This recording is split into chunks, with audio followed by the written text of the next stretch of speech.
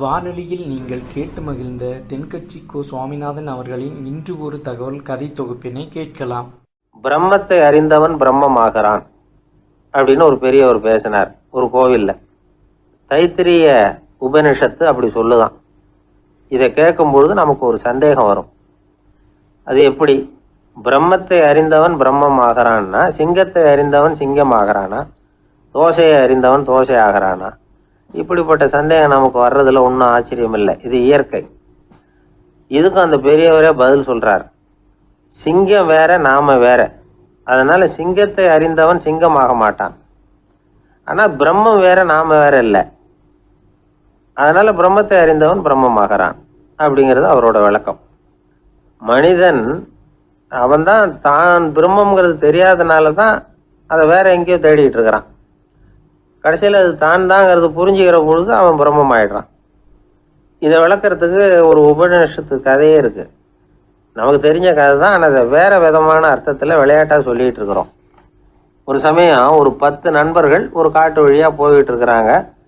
குறுக்க ஒரு நதி, அதை கடந்து அடுத்த பக்கம் போகணும். எல்லாரும் ஒரு வழியாக கடந்து அடுத்த கரைக்கு போய் சேர்ந்துட்டாங்க. அங்கே போய் சேர்ந்ததுக்கு அப்புறம் எல்லாரும் பத்திரமா வந்து சேர்ந்துட்டோமா அப்படின்னு தெரிஞ்சுக்கிறதுக்காக எண்ணி பார்க்குறான் அந்த கூட்டத்து தலைவன். அவங்க மொத்தம் 10 பேர்.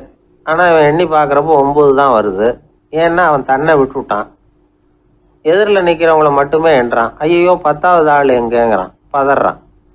சரி நீ இரு, நான் எண்ணி பார்க்குறேன்னு சொல்லிவிட்டு இன்னொருத்தன் வந்து எண்றான். அவனும் தன்னை விட்டுட்டு எண்றான். 9 தான் வருது. எல்லாரும் கொய்யோ முறையோன்னு கத்த ஆரம்பிச்சிட்டாங்க. அந்த சமயத்தில் ஒரு பெரியவர் அந்த பக்கமாக வர்றார். என்ன விஷயம்னு விசாரிக்கிறார். 10வது ஆள் 6 அடிச்சுட்டு போட்டுது அப்படின்னு சொல்லி இவங்க அழறாங்க. சரி அழாதீங்க அப்படின்னு சொல்லி அந்த தலைவனை பார்த்து இப்படி வாங்குறார். வர்றான். இப்போ எனக்கு முன்னாடி ஒரு தரம் எண்ணு பார்க்கலாம்ங்கிறார். 1 2 3ன்னு ஆரம்பித்து 9ல் வந்து முடிக்கிறான். உடனே பெரியவர் நீ தான் அந்த 10வது ஆள் அப்படிங்கிறார். இது உண்மை. நாம தான் அது. நாம தான் நம்மளை வேற எங்கேயோ தேடிட்டு இருக்கிறோம். நாம் எங்கேயோ தேடிட்டு இருக்கிறோமே, அந்த பிரம்மம் நாம தான். இப்படி ஒரு பெரிய உண்மையை விளக்கிறதுக்காக தான் அப்படி ஒரு கதை சொல்லப்பட்டது. ஆனால் அதை வந்து நாம் வேற விதமாக வேடிக்கையாக உபயோகப்படுத்திக்கிட்டு இருக்கிறோம். எப்படி தெரியுமா? ஒரு ஆத்தங்கரையில் ஒரு 10 பேர் முழிச்சுக்கிட்டே நின்றுக்கிட்டு இருந்தாங்களாம். அந்த பக்கமாக வந்த ஒருத்தன் ஏன் இப்படி முழிச்சுக்கிட்டு நிற்கிறீங்கன்னு கேட்டிருக்கிறான். எங்களுக்கு நீச்சல் தெரியாது, நாங்கள்லாம் அடுத்த கரைக்கு போய் சேரணும் அப்படின்னு நாங்களாம். சரி நான் கொண்டுட்டு போய் விடுறேன். எல்லாரும் அக்கறைக்கு போய் சேர்ந்த உடனே ஆளுக்கு ₹1 வீதமாக மொத்தம் ₹10 எனக்கு கொடுக்கணும் அப்படின்ட்டுருக்கான் இவன். சரின்னு ஒத்துக்கிட்டாங்க. இவன் ஒவ்வொருத்தராக கையை பிடிச்சி மெதுவாக ஆற்றுல இறக்கி அழைச்சிட்டு போயிட்டான். 9 பேரை கரை சேர்த்துட்டான். 10வது ஆள் பாதி ஆற்றுல போயிட்டு இருக்கிறப்போ திடீர்னு வெள்ளம் வந்துட்டுது. புடி நழுவி போச்சு. கையை விட்டுட்டான். வெள்ளம் அடிச்சுட்டு போட்டுது. அழைச்சிட்டு வந்தவன் நீச்சல் அடித்து தடுமாறி கரைக்கு வந்து சேர்ந்துட்டான். கரையில் இருந்தவங்களுக்கு இந்த விஷயம் தெரியாது.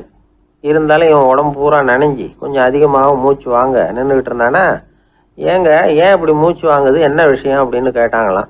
அதுக்கு இவன் கொஞ்சமாக அலட்டிக்காம சொன்னானா, வேற ஒன்றும் இல்லை, நீங்கள் கொடுக்க வேண்டிய ₹10ல் ₹1 குறைஞ்சி போச்சு, அவ்வளவுதான் அப்படின்னு. ஒருத்தரை பார்த்து உன்னுடைய நண்பர்கள் யார் அப்படின்னு ஒரு கேள்வி கேட்டு பாருங்க. கொஞ்சம் யோசிச்சு பதில் சொல்லுவாங்க.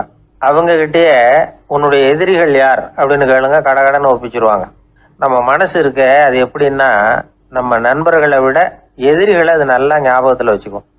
இது ஒரு ஆச்சரியமான உண்மை. உங்களால் நண்பர்களை மறந்துட முடியும், ஆனால் எதிரிகளை மறந்துட முடியாது. இது ஒரு வேடிக்கையான நிலைமை தான். அழகான தருணங்களை வந்து நாம் ஏன் மறந்துடுறோம்? இது இயற்கை. ஏன்னா நம்ம மனசு மலர்களை கவனிக்கிறது இல்லை, அதில் இருக்கிற முள்ளை தான் கவனிக்குது. தன்னை காயப்படுத்துகிற எதையும் அது உடனே கண்டுகொள்ளுது. ஒரு தெளிந்த சிந்தனையுடைய மனசு மிக அழகாக உள்ள எல்லாத்தையும் கவனிக்கும். அது நன்றியுடன் உணரக்கூடிய எல்லாத்தையும் பார்த்து குறிச்சிக்கும். இப்படிப்பட்டவங்க வாழ்க்கை இயல்பாகவே நல்லா அமையும். அது ரொம்ப அபூர்வம். மனசில் உள்ள ஒரு சிறிய அமைப்பை வந்து மாற்றுவதை பொறுத்து தான் இந்த விஷயம் அப்படிங்கிறார் ஓஷோ.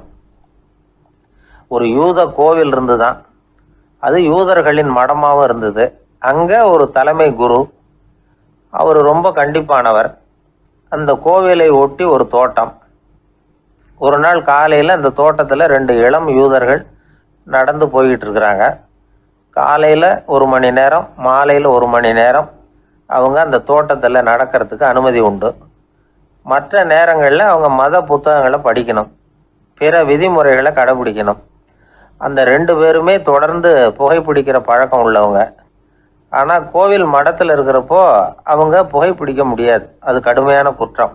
சரி, நாம் தோட்டத்தில் இருக்கிறப்போவாவது புகைப்பிடிக்கலாமா அப்படின்னு ஒரு ஆசை அவங்க 2 பேருக்குமே. இருந்தாலும் பயம். இப்படி கேட்டால் மத குரு என்ன சொல்லுவாரோ அல்லது என்ன செய்வாரோங்கிற பயம். இப்படியே கொஞ்ச நாள் ஆச்சு. ஒரு நாள் இந்த 2 பேரில் ஒருத்தன் ரொம்ப கலங்கி போய் அந்த கோவிலில் இருந்து வெளியில் வந்துக்கிட்டு இருந்தான். வந்தவன் நேராக தோட்டத்து பக்கம் போனான். அங்கே இன்னொருத்தன் ஆனந்தமாக புகை பிடிச்சிக்கிட்டு இருக்கிறான். அதை பார்த்து தான் இவனுக்கு அதிர்ச்சி. அட கடவுளே, என்ன இது, நீ கேட்காமலே ஆரம்பிச்சிட்டியா அப்படின்னா. இல்லை நான் கேட்டுவிட்டு தான் ஆரம்பிச்சிருக்கேன்னா அவன். அப்படியா, என்ன மனுஷன் இவர், நானும் தான் கேட்டேன், என்ன கண்ணாமுன்னான்னு திட்டி விட்டார். இது என்ன கோவிலா இல்லை நரகமா? உனக்கு புகை பிடிக்கணும்னு ஆசையாக இருந்தால் நரகத்துக்கு போகணும்னு சொல்லிவிட்டார். அது சரி, உன்னை மட்டும் எப்படி அனுமதிச்சார் அப்படின்னு கேட்டான் இவன். அவன் சிரிச்சுக்கிட்டே, நீ எப்படி கேட்ட சொல்லு அப்படின்னா. நாம் இந்த தோட்டத்துக்கு வர அனுமதிக்கப்பட்டிருக்கிறதே ஜபத்துக்காகத்தானே, அதனால் நான் ஜபம் சொல்லும் பொழுது புகை பிடிக்கலாமா அப்படின்னு கேட்டேன். அதுக்கு தான் அவர் சத்தம் போட்டு என்னை அடிக்கவே வந்துட்டார் அப்படின்னா இவன். நீ ஒரு மாதிரியாக கேட்டிருக்க, நான் வேற மாதிரியாக கேட்டிருக்கிறேன். ஜெபம் சொல்லும்போது புகை பிடிக்கலாமான்னு நீ கேட்டிருக்க. ஐயா, புகை பிடிக்கும் பொழுது ஜெபிக்கலாமா அப்படின்னு நான் கேட்டேன். அதில் தப்பு ஒன்றும் இல்லை அப்படின்னு பதில் சொல்லிட்டார் அப்படின்னா. ஒரு சிறிய மாற்றம்தான், அது மிகப்பெரிய மாறுதலை ஏற்படுத்தி விட்டது. மனசு நல்ல விதமாக சிந்திக்க ஆரம்பிச்சுட்டுதுன்னா மகிழ்ச்சிக்கு பஞ்சம் இல்லை. ஒரு கஞ்சன் ஆற்றுல விழுந்துட்டான், வெள்ளத்தில் தத்தடிச்சுக்கிட்டு இருக்கிறான். கரையில் நின்ன ஒருத்தர், உன் கையை கொண்டா இப்படி பிடிச்சி இழுத்து கரையில் சேர்த்து விடுறேன்னார். எதையும் கொடுத்து பழக்கம் இல்லாத அவன் கையையும் கொடுக்க மாட்டேன்னுட்டான். இவர் பார்த்தார், உன் கையை கொடுன்னு சொல்கிறதுக்கு பதிலாக நான் என் கையை கொடுக்குறேன் பிடிச்சிக்கோ அப்படின்னார். அவன் கப்புன்னு பிடிச்சிக்கிட்டான், இழுத்து கரையில் போட்டார். அதாவது பிற உயிர்கள்கிட்ட எப்படி அன்பு காட்டணுங்கிறத பெரியவங்க எவ்வளவோ விதத்தில் நமக்கு எடுத்து காட்டியிருக்கிறாங்க. இருந்தாலும் எத்தனை பேர் மனசில் அதெல்லாம் உரைச்சிருக்குது. நாமளும் நம்ம ட்ரெஸ்ஸு மேலே ஒரு பூனை படுத்திருந்தா ஒரு கத்திரிக்கோலை தான் தேடுவோம், எடுத்துக்கிட்டு வர சொல்லுவோம். துணியை வெட்டுறதுக்கு பதிலாக இல்லை அதோட வாழை வெட்டினா என்ன அப்படின்னு தோணும். ஒரு ஆள் ரொம்ப பிரியமாக ஒரு பூனையை ஆற்றுல குளிப்பாட்டிக்கிட்டு இருந்தானா. எப்படி, அந்த பூனையை ஆற்று தண்ணியில் அமுக்கி அமுக்கி குளிப்பாட்டிக்கிட்டு இருக்கிறான். அந்த வழியாக போன பெரியவர் ஒருத்தர் இதை பார்த்தார். இதை பார்ப்பா, பூனையை அது மாதிரி ஆற்று தண்ணியில் அமுக்கி குளிப்பாட்டாத, மூச்சு திணறி செத்து போடும் அப்படின்னு அட்வைஸ் பண்ணார். நீ போய் அவன் வேலையை பார்த்துக்கிட்டு, எனக்கு எல்லாம் தெரியும்னா இவன். சரின்னு அவர் போயிட்டார். கொஞ்ச நேரம் கழித்து அவரே அந்த வழியாக திரும்பி வந்துக்கிட்டு இருந்தார். ஆற்றுல பூனையை குளிப்பாட்டிக்கிட்டு இருந்தவன் அழுதுகிட்டு உட்காந்துருக்கிறான். பக்கத்தில் அந்த பூனை செத்து கிடக்குது. இதை பார்த்தார் பெரியவர். நான் தான் அப்போவே சொன்னேனே அந்த பூனையை ஆற்றுல நினைக்காதேன்னு, அதை கேட்டிருந்தா இப்படி ஆயிருக்குமா அப்படின்னார். அந்த ஆள் கோபமாக இவரை முறைச்சி பார்த்தான். அட போய்யா, இந்த பூனை ஆற்றுல குளித்ததுனால ஒன்றும் செத்து போகல, குளித்ததுக்கு அப்புறம் அதோட உடம்பு ஈரமாக இருக்குதுன்னு அதை புழிஞ்சேன், அதனால தான் இப்படி ஆயிட்டுது அப்படின்னு நானாம். உலகத்தில் எது எதுக்கும் ஆராய்ச்சி கூடங்கள் இருக்குதுல்ல, அது மாதிரி தூக்கத்தை பற்றி ஆராய்ச்சி பண்ணுறதுக்கு ஒரு ஆராய்ச்சி கூடம் இருக்குது. அப்படி ஆராய்ச்சி பண்ணணும்னா அதுக்கு மூழ்கிக்கிட்டு இருக்கணும்ல. அதனால தான் அந்த ஆராய்ச்சி கூடம் இங்கே இல்லை, அமெரிக்காவில் பாஸ்டன் பல்கலைக்கழக மருத்துவமனையில் அது இருக்குது. அங்கே தூக்கத்தை பற்றி பலவிதமான ஆராய்ச்சிகள் பண்ணிகிட்டு இருக்கிறாங்க. அந்த ஆராய்ச்சி கூடத்தில் இயக்குனராக இருக்கிற ஒரு நிபுணர், அவர் என்ன சொல்கிறாரு தெரியுமா? உங்களுக்கு தூக்கம் வரலையா, நீங்கள் நல்லா தூங்குறதுக்கு தாராளமாக சில யோசனைகளை என்னால் சொல்ல முடியும் அப்படிங்கிறார். யோசனை தானே, காசா பணமாக கேட்டு வச்சுக்கலாமே. உணவு, மனநிலை, தூங்கும் இடத்தோட சூழ்நிலை, படுக்கைக்கு செல்கிறப்போ உள்ள பழக்க வழக்கங்கள், இது காரணமாக ஒருத்தருக்கு தூக்கம் வராமல் போகலாம். தூக்கம் வராததுக்கு இதுதான் காரணம்னா அதையெல்லாம் சுலபமாக கட்டுப்படுத்தலாங்கிறார் அவர். தூக்கத்தை வரவழைக்கக்கூடிய ஒரு நல்ல மருந்து உடற்பயிற்சி. ஆனால் ஒன்று, படுக்க போகிற நேரத்தில் இது மாதிரி உடற்பயிற்சிகள் எல்லாம் செய்யக்கூடாது. கொஞ்சம் முன்னாடி பகல்லையே இந்த பயிற்சிகளை செய்கிறது நல்லது. தூக்கம் வராமல் அவதிப்படுறவங்க பிற்பகல் நேரங்களில் காஃபி, டீ இது மாதிரி பானங்களை சாப்பிடக்கூடாது. மது அருந்துறது கூட தூக்கத்தை பாதிக்கும். வெது வெதுப்பான நீரில் குளிக்கிறது, தியானத்தில் ஈடுபடுறது, ஓய்வாக இருக்கிறது, படுக்கிறது, அதாவது படுக்கிறதுக்கு முன்னாடி ஒரு கோவலை பால் சாப்பிட்றது, இதெல்லாம் தூக்கத்தை வரவழைக்கிறது ரொம்ப உதவியாக இருக்கும். இன்னொரு விஷயம் என்னென்னா, தூங்கி ஆகணுமேங்கிற கவலை வேண்டியதில்லை. அப்படி நினச்சி கவலைப்படுறதை விட்டுடணும். தூக்கம் வரலையா, உடனே படுக்கையை விட்டு எழுந்திரிக்க வேண்டியது. வெளியில் வாங்க, வேறு ஏதாவது வேலையில் ஈடுபடுங்க, கொஞ்சம் நேரம் உலாவுங்க, அல்லது ஏதாவது ஒரு புஸ்தகத்தை எடுத்து படிங்க. களைப்பு ஏற்பட்டால் மறுபடியும் படுக்கைக்கு போங்க. தூக்கம் தானே வந்துடும். ஒரு விஷயத்தை மட்டும் நல்லா ஞாபகத்தில் வச்சுக்கணும். படுக்கைக்கு போகிறப்போ உங்கள் மற்ற எல்லா பிரச்சனைகளையும் மறந்துடணும். அது எப்படி சார் முடியும்? அந்த நேரம் தானே எல்லா பிரச்சனையும் வரிசையாக ஞாபகத்துக்கு வருது அப்படின்னு நாம் நினைக்கலாம். ஆனால் பழக்கத்தில் அதை நாம் மாற்றிக்க முடியும். கொஞ்சம் முயற்சி பண்ணணும், அவ்வளோதான். இது எல்லாமே ஆராய்ச்சி பண்ணி பார்த்துட்டு அந்த நிபுணர் சொல்கிற கருத்து தான். இன்னொரு விஷயமும் அவர் சொல்கிறார். அது என்னென்னா, உடல் கோளாறு காரணமாக தூக்கம் வராமல் அவதிப்படுறவங்களுக்கெல்லாம் இந்த யோசனைகள் சரியாக வராது அப்படிங்கிறார். அதுக்கெல்லாம் மருத்துவ சிகிச்சை கொடுத்து தான் சரி பண்ணணும். சில பேருக்கு நடு ராத்திரியில் மூச்சு திணறல் ஏற்பட்டு தூக்கம் வராமல் போயிடும். ஊரெல்லாம் தூங்குறப்ப தான் மட்டும் தூங்காமல் மூழ்கிட்டு இருக்கிறது, ஊரெல்லாம் மூழ்கிட்டு இருக்கிறப்போ தான் மட்டும் தூங்குறது, இது மாதிரி கோளாறுகளால் சில பேர் பாதிக்கப்படலாம். காலு தசை முறுக்கிக்கிறதுனால சில பேருக்கு அடிக்கடி விழிப்பு வரலாம். மன அழற்சி காரணமாக சில பேருக்கு தூக்கம் வராது. இது மாதிரி கோளாறுகளுக்கெல்லாம் அதுக்கு தகுந்த மாதிரி சிகிச்சை கொடுத்து தான் சரி பண்ண வேண்டியிருக்கும். எந்த கோளாறும் இல்லாமல் தூக்கம் வரலைன்னா ஆரம்பத்தில் சொன்ன முறைகளை கடைபிடிச்சு பார்க்கலாம். தூக்கம் வந்ததுன்னா யோசனை சொன்ன அந்த நிபுணருக்கு நன்றி சொல்லலாம். ஒருத்தர், ஏன் சார் பஸ்ஸில் தூங்குறது கெட்ட பழக்கமானு கேட்டார். இல்லையே, நான் கூட பஸ்ஸில் போகிறப்ப தூங்கிட்டு தானே போவேன் அப்படின்னார் இன்னொருத்தர். அப்புறம் ஏன் என்ன டிரைவர் வேலை வேணாம்னு வீட்டுக்கு அனுப்பி வச்சுட்டாங்க அப்படின்னாராம் அவர். இந்த உலகத்தில் எத்தனை வகையான மனிதர்கள் இருக்கிறாங்க, ஒவ்வொரு மனிதனுமே ஒவ்வொரு வகை அப்படிங்கிறாங்க விஞ்ஞானிகள். மனிதர்களை 3 வகையாக பிரிக்கலாம் அப்படின்னு சொல்கிறாங்க மெய்ஞானிகள். இவங்களை பற்றிலாம் ஏற்கனவே நாம் பேசியிருக்கிறோம். இப்போ டாக்டர் எட்வர்டு பேட்ச் அப்படிங்கிற நிபுணர் என்ன சொல்கிறார் தெரியுமா? மனிதர்களை 7 வகையாக பிரிக்கலாம்ங்கிறார். மனிதர்களின் மனநிலை அடிப்படையில் அவங்கள 7 விதமாக வகைப்படுத்துகிறார் அவர். சரி, அது என்ன 7 வகை? முதல் வகை என்னன்னா, பயந்த குணம் உள்ளவங்க. சார் ரொம்ப பயந்த சுபாவம், வீட்டில் கூட வாயே திறக்க மாட்டார், சாப்பிட போகிறப்ப மட்டும்தான் கொஞ்சம் வாயை திறப்பார், அப்புறம் மூடிக்குவார் அப்படின்னு சில பேரை பற்றி நாம் பேசிக்கிறது உண்டு. இவங்கெல்லாம் இந்த வகை, அதாவது பயந்த குணம் உள்ளவர்கள் அப்படிங்கிற முதல் வகை. சரி, 2வது வகை என்னன்னா, சஞ்சலப்படுகிறவர்கள். எதுக்கு எடுத்தாலும் கலக்கம், குழப்பம், இப்படியே காலம் தள்ளிட்டு இருப்பாங்க.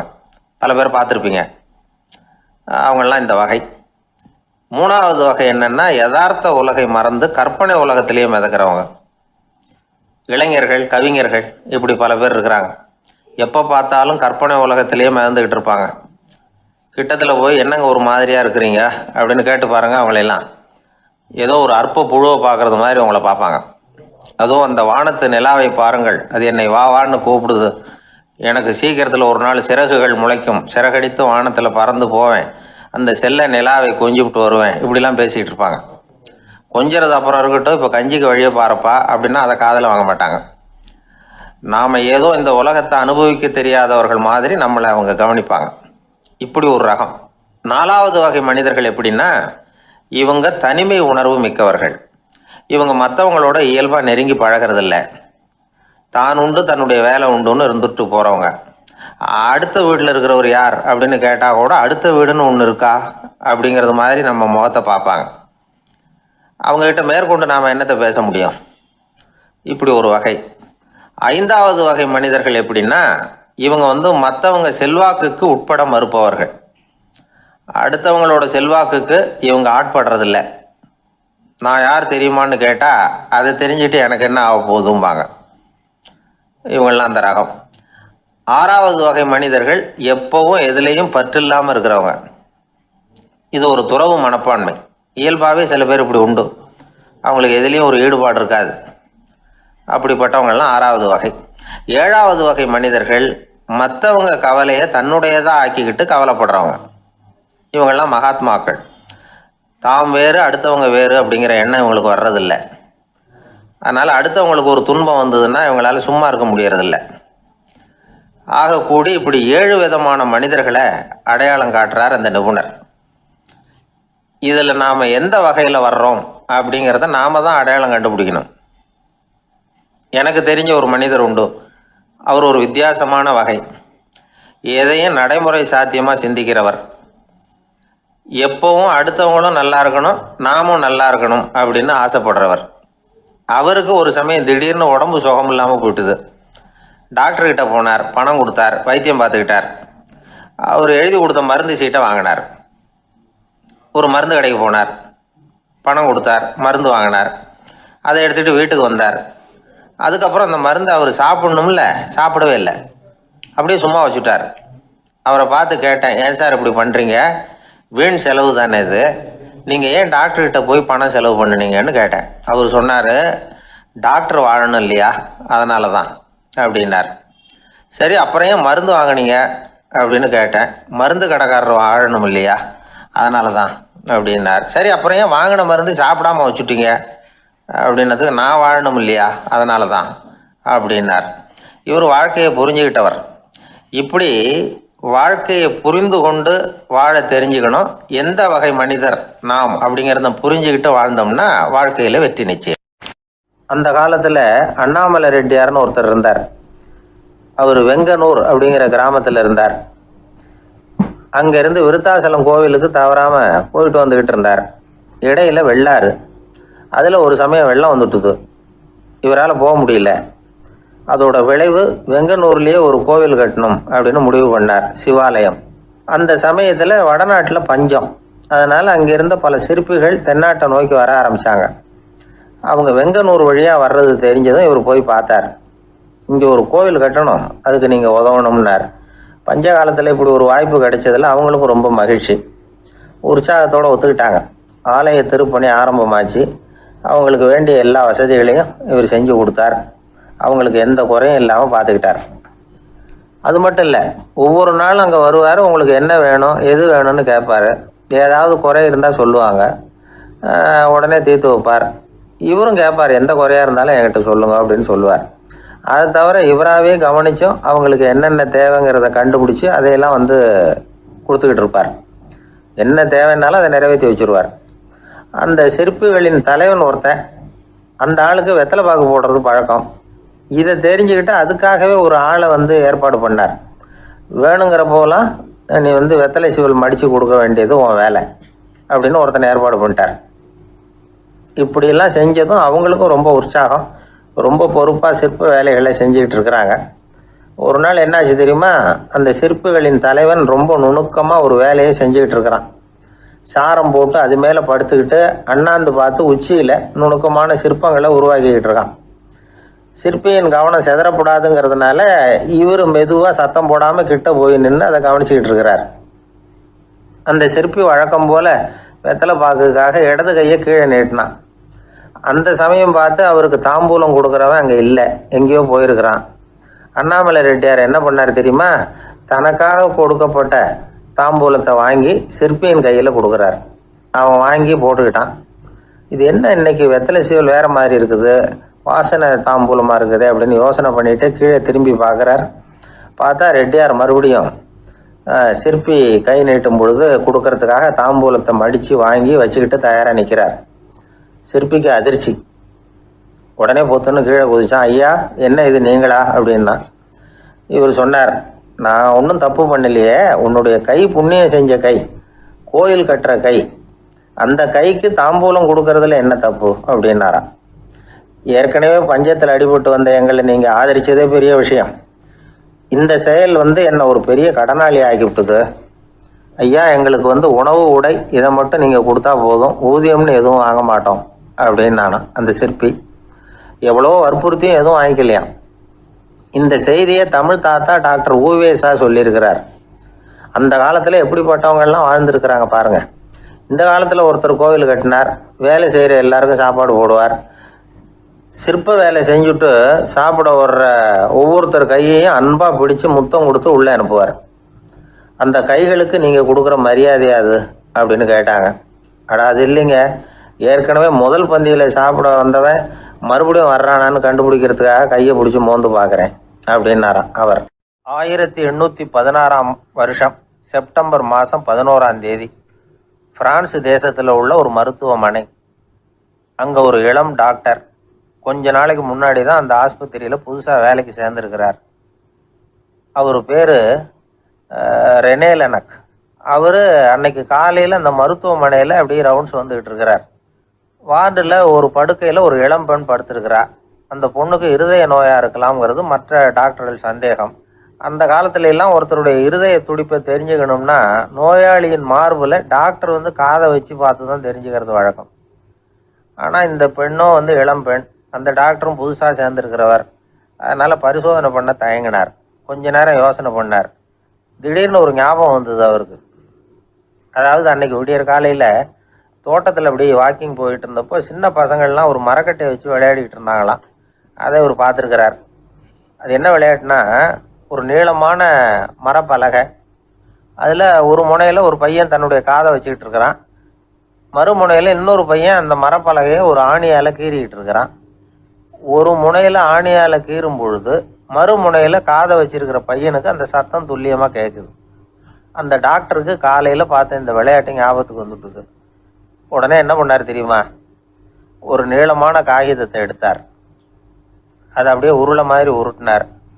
ஒரு முனையை அந்த நோயாளியின் மார்பில் இடது பக்கம் வச்சார், இன்னொரு முனையில் தன்னுடைய காதை வச்சார். என்ன ஆச்சரியம்! நோயாளியின் மார்பில் நேரடியாக காதை வச்சு கேட்குறத விட துல்லியமாக கேட்டுது இதய துடிப்பு. இதய துடிப்பு மட்டும் இல்லை, மூச்சு இழுத்து விடுறது, திரவ பொருள்களின் அசைவு, எல்லா சத்தமும் தெளிவாக கேட்குது. கிரேக்க மொழியில் ஸ்டெத்தாஸ் அப்படின்னா மார்பு, ஸ்கோப்பின் அப்படின்னா பார்ப்பதுன்னு அர்த்தம். அதனால் டாக்டர் ரெனே லெனக் தான் கண்டுபிடிச்ச கருவிக்கு ஸ்டெத்தஸ்கோப் அப்படின்னு பேர் வச்சார்.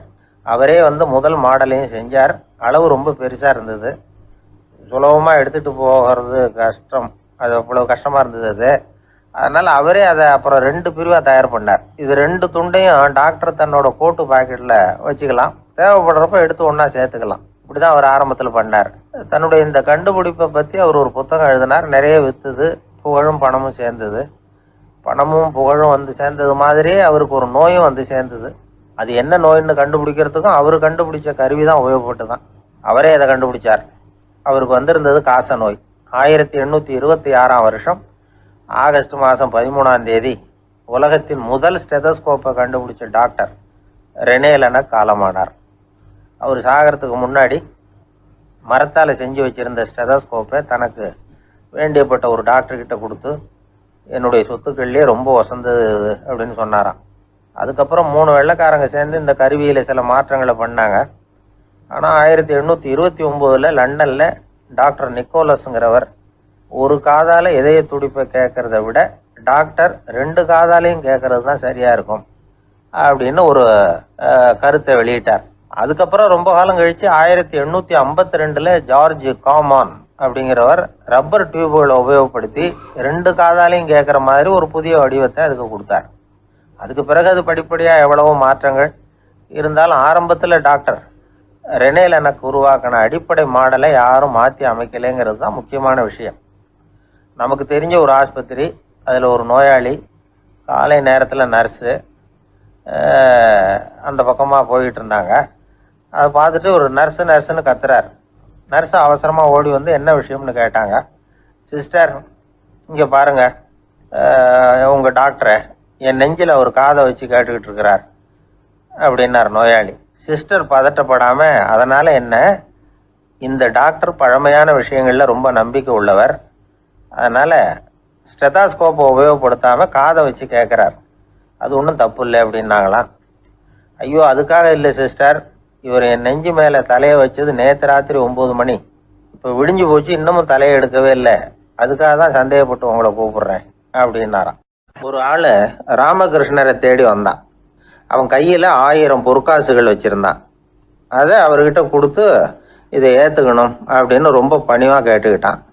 அவர் பார்த்தார், இது எனக்கு தேவையில்லை, ஆனாலும் உன்னுடைய மனசை புண்படுத்துறதுக்கு நான் விரும்பலை, அதனால் நீ கொடுக்குறத வாங்கிக்கிறேன்னார். வாங்கிக்கிட்டார். அப்புறம் கேட்டார், இதை பாரு, இனிமேல் இதெல்லாம் என்னுடைய இது தானே அப்படின்னார். ஆமாம், அதையெல்லாம் நான் உங்களுக்கே கொடுத்துட்டேன் அவன். சரி, இப்போ நீ எனக்காக ஒரு காரியம் பண்ணணும்னார். என்ன செய்யணும்னு சொல்லுங்கன்னா, இந்த நாணயங்களையெல்லாம் எடுத்துக்கிட்டு போய் கங்கை நதியில் எரிஞ்சுட்டு வா அப்படின்னார். இவனுக்கு அதிர்ச்சியாக போச்சு. என்ன பண்ணுறது, இனிமேல் அது முடியாதுன்னு சொல்ல முடியாது. ஏன்னா அந்த நாணயங்களையெல்லாம் அவருக்கே கொடுத்துட்டான். இனிமேல் அதெல்லாம் இவனுடையது இல்லை. பேசாமல் அவ்வளவே அள்ளிக்கிட்டு ஆத்தங்கரைக்கு போனான். போனவன் ரொம்ப நேரம் திரும்பியே வரல. ராமகிருஷ்ணருக்கு சந்தேகம், என்ன ஆச்சு அந்த மனுஷனுக்கு, காசுகளோடு அந்த கங்கையில் குதிச்சுட்டானா, போகும்பொழுதே ஒரு மாதிரியாக தான் போனான், போய் என்னன்னு பார்த்துட்டு வாங்க அப்படின்னார். அங்கே இருந்த ஒருத்தர் ஓடி போய் பார்த்தார். அவர் போய் பார்க்கும் பொழுது அவன் அங்கேயே இருந்தான். அதுக்கப்புறம் அவர் திரும்பி வந்தார். வந்து விவரத்தை சொன்னார். அதாவது அவன் கங்கை கரையில் உட்காந்துக்கிட்டு ஒவ்வொரு நாணயமாக 1 2ன்னு எண்ணி எண்ணி வீசிக்கிட்டு இருக்கிறான். அவனை சுற்றி ஒரு கும்பல் நின்றுக்கிட்டு அவனை தடுத்துக்கிட்டு இருக்குது அப்படின்னு விவரத்தை சொன்னார் போயிட்டு வந்தவர். இதை கேட்டதும் ராமகிருஷ்ணரே புறப்பட்டு அங்கே போனாராம். என்ன இப்படி பண்ணிகிட்டு இருக்கிற, நான் உன்னை அந்த நாணயங்களை கங்கையில் வீசி எறிய சொன்னேன், நீ ஏன் அதை எண்ணிக்கிட்டு இருக்கிற அப்படின்னார். பழக்கம்தான் காரணம், நான் ஒவ்வொரு நாளும் ஒவ்வொன்றா சேமித்து வச்சேன், இன்றைக்கி என்கிட்ட நிறைய இருக்குது, உங்களுக்கு ஒரு 1000 நாணயங்களை கொடுக்கணுங்கிறது என்னோட ஆசை அப்படின்னா. இப்போ ராமகிருஷ்ணர் சொன்னார், ஒரே நேரத்தில் எல்லாத்தையும் சம்பாதிச்சிருந்தா நீ எண்ணுறது பொருத்தமாக இருக்கும். எல்லாத்தையும் இழக்கும்போது ஒவ்வொன்றா எண்ணிக்கிட்டு இழக்கிறதுங்கிறது சரியான செயல் இல்லை. அதனால் ஒரே தடவையாக எல்லாத்தையும் தூக்கி எறிஞ்சிடும் அப்படின்னார். இது இழப்பது அப்படிங்கிற ஒரு உயர்ந்த நிலை. இதை நாம் யதார்த்த வாழ்க்கையில் சம்மந்தப்படுத்தி பார்த்து குழப்பிக்கிட்டு இருக்கக்கூடாது. இழக்கிறேன்னு சொல்லிக்கிட்டு இருக்கிற காசையெல்லாம் ஆற்றுலையும் குளத்துலையும் கொண்டு போய் எரிஞ்சிட்டு வாங்க அப்படின்னு உபதேசம் பண்ணுறதாக யாரும் நினச்சிடக்கூடாது. இதில் நாம் புரிஞ்சிக்க வேண்டியது என்னென்னா, எதையாவது ஒன்றை இன்னொருத்தருக்கு கொடுக்கணும் அப்படின்னு விருப்பப்பட்டால் அதை மனப்பூர்வமாக கொடுத்துடணும். கொடுத்துட்டு அதையே நினச்சிக்கிட்டு இருக்கக்கூடாது. நம்மால் ஒருத்தர் ஒரு 100 ரூபா நோட்டை தன்னுடைய நண்பர் ஒருத்தர்கிட்ட கொடுத்து, இது உனக்கு தான் வச்சுக்கோ அப்படின்னார். அவர் பார்த்தார், இது இனிமேல் எனக்கு தானே சொந்தம் அப்படின்னார். ஆமான்னார் அவர். அப்படின்னா எனக்காக நீ ஒரு உதவி செய்யணும்னார். சொல்லுங்கள் செய்கிறேன்னார் அவர். இந்த 100 ரூபா நோட்டை தீ வச்சு கொளுத்தி விடுனார். இவர் அதிர்ச்சியாகி அவரை பார்த்தார். இப்போ அவர் சொன்னார், நீ எனக்கு அன்பாக கொடுத்தது இது, இந்த நோட்டு கள்ள நோட்டுங்கிறது எனக்கு முன்னாடியே தெரியும், சீக்கிரம் கொளுத்தி விடு, அதுதான் நம்ம 2 பேருக்குமே நல்லது அப்படின்னாராம் அவர். எங்கே போயிட்டு வரீங்க அப்படின்னு கேட்டேன். எனக்கு வேண்டப்பட்ட ஒருத்தரை பார்த்து. ஆஸ்பத்திரிக்குன்னார். எந்த ஆஸ்பத்திரிக்குன்னே? மாட்டு ஆஸ்பத்திரிக்குன்னார். என்ன விஷயம்னே? மாமனாருக்கு உடம்பு சரியில்லை, அதுதான் மாட்டு ஆஸ்பத்திரிக்கு போயிட்டு வரேன்னார். அட பாவி, அதுக்கு அந்த ஆஸ்பத்திரிக்கா போவாங்க அப்படின்னு ஆச்சரியமா. அட அது இல்லைப்பா, முதல்ல எங்கள் குடும்ப டாக்டர் தான் தேடிக்கிட்டு போனேன். அவர் அந்த நேரத்தில் அவர் வளர்க்குற நாய்க்குட்டிக்கு உடம்பு சரியில்லைன்னு சொல்லி அதை தூக்கிக்கிட்டு மாட்டு ஆஸ்பத்திரிக்கு போயிட்டாராம் சொன்னாங்க. அதனால் அங்கே போய் அவரை சந்தித்து விஷயத்தை சொல்லிவிட்டு வர்றேன்னார். அப்புறம் தான் எனக்கு கொஞ்சம் நிம்மதியாக இருந்தது. பொதுவாக நமக்கு தெரிஞ்ச வரையில் டாக்டர்கள் 2 வகை. நமக்கு வைத்தியம் பண்ணுற டாக்டர்கள் ஒரு வகை, நம்மக்கிட்ட இருக்கிற ஆடு மாடு கோழிக்கு வைத்தியம் பண்ணுற டாக்டர்கள் ஒரு வகை. இப்போ தான் எனக்கு தெரியும் இன்னொரு வகையான டாக்டர்களும் உண்டுங்கிறது. அது யாருன்னா, பூச்சிகளுக்கு வைத்தியம் பண்ணுற டாக்டர்கள், அதாவது பூச்சி டாக்டர்கள். வெளிநாடுகளில் அப்படிலாம் கூட சில பேர் இருக்கிறாங்க. பிரிட்டனில் யார்க்ஷயர் வட்டாரத்தில் ராதர்ஹாம் அப்படின்னு ஒரு ஊர். அங்கே ஒரு விலங்கியல் மருத்துவர், பேர் டாக்டர் லான்ஸ் ஜெப்சன். அவர் ஆஸ்பத்திரி வாசலில் பார்த்தீங்கன்னா தினமும் நிறைய பேர் நின்றுக்கிட்டு இருப்பாங்க. கையில் கண்ணாடி குடுவை, தகர டப்பா இப்படி ஏதாவது இருக்கும். அதுக்குள்ளே ஏதாவது பூச்சிகள் இருக்கும். அதுக்கு வைத்தியம் பண்ணுறதுக்காக வந்தவங்க தான் அவங்க எல்லாம். சிலந்தி பூச்சி, பல்லி, தேளு, பாம்பு அப்படி ஏதாவது இருக்கும். பொழுதுபோக்காக சில பேர் நாய், பூனை, கிளி, மைனா, புறா இப்படி ஏதாவது வளர்க்குறாங்கல்ல, அது மாதிரி இப்போல்லாம் தேளு, பல்லி, பாம்பு, பூச்சி இதையெல்லாம் வளர்க்க ஆரம்பிச்சிட்டாங்களாம். இது ஒரு புது ஃபேஷன். இப்போ கூண்டுக்குள்ளே டப்பாக்குள்ளே போட்டு வளர்க்குறது, அதுக்கு ஏதாவது நோய் வந்துட்டுதுன்னா வைத்தியம் பண்ணுறதுக்கு டாக்டர்கிட்ட வந்துட வேண்டியது, இப்படி இந்த பழக்கம்லாம் நிறையா வந்துட்டுது. ரத்தம் உறிஞ்சிற அட்டைகள் கூட இவங்ககிட்ட வைத்தியத்துக்கு வருதான். சிலந்திகளில் செங்கால் சிலந்தின்னு ஒரு வகை. மத்திய அமெரிக்க காடுகளில் இது அதிகம். சிலந்திகள்லேயே ரொம்ப விலை உசந்தது இந்த ரகம்தான். கால்களில் சிவப்பு கோடுகள் இருக்கும். இந்த இனம் இப்போ குறைஞ்சிக்கிட்டே வர்றதுனால சர்வதேச விதிகளின்படி இவற்றின் ஏற்றுமதி இறக்குமதிக்கு தடை விதிக்கப்பட்டிருக்குது. அதனால் இதை வளர்க்குறவங்க வீட்டுக்குள்ளேயே இனவிருத்தி மூலமாக பெருக்கி விற்பனை பண்ணிட்டு வராங்களாம். அந்த வகை சிலந்திகள் தான் இப்போ வைத்தியத்துக்கு அதிகமாக வருதான். சரி, இதுக்கெல்லாம் எப்படி வைத்தியம் பண்ணுறாங்க? முதல்ல அதை குளிர்பதன பெட்டியின் வழுவழுப்பான சுவரில் விட்ட உடனே அதெல்லாம் மெதுவாக இறங்கி வரும். அப்போ அதன் நோயை கண்டுபிடிக்கிறது சுலபம். அப்புறம் அதுக்கு கிருமிகளை கொல்லக்கூடிய மருந்துகளையோ வலி நிவாரண மருந்துகளையோ கொடுப்பாங்க. கால் உடைஞ்ச சிலந்திகளுக்கு பசையை கொண்டு ஆப்ரேஷன் பண்ணுவாங்க. சில சிலந்திகளுக்கு உடஞ்ச காலை எடுத்துட்டா புதிய கால் வளர்ந்துடும். சிலந்திகளை வந்து மனிதர்கள் கையில் எடுக்கிறப்போ அது பயந்து போய் கீழே குதிக்குது, அதனால் கால் உடஞ்சி விடுது, இல்லைன்னா வயிறு சேதமடையுது. அந்த நிலைமையில் வர்ற சிலந்திகளுக்கு மயக்க மருந்து கொடுத்து ஆப்ரேஷன்லாம் கூட பண்ணுறாங்களாம். பார்த்தீங்களா பூச்சிகளுக்கு வந்த வாழ்வே. நம்ம ஊர்லேயும் வீடுகளில் பூச்சிகள் வளர்க்குறது உண்டு. ஒருத்தர் வந்தார், எனக்கு 3000 கரப்பாம்பூச்சி அவசரமாக தேவைப்படுது, எங்கே கிடைக்கும்னு கேட்டார். கரப்பாம்பூச்சியா, அது என்னத்துக்குன்னு கேட்டோம். அது வந்து வேற ஒன்றும் இல்லை, நான் குடியிருக்கிற வாடகை வீட்டை காலி பண்ண போகிறேன். வீட்டு சொந்தக்காரர் என்ன சொல்கிறாருன்னா, இந்த வீட்டுக்கு நான் குடி வந்தப்போ எப்படி இருந்ததோ அதே நிலைமையில் விட்டுட்டு போகணும்னு வீட்டுக்காரர் சொல்லியிருக்கிறார்.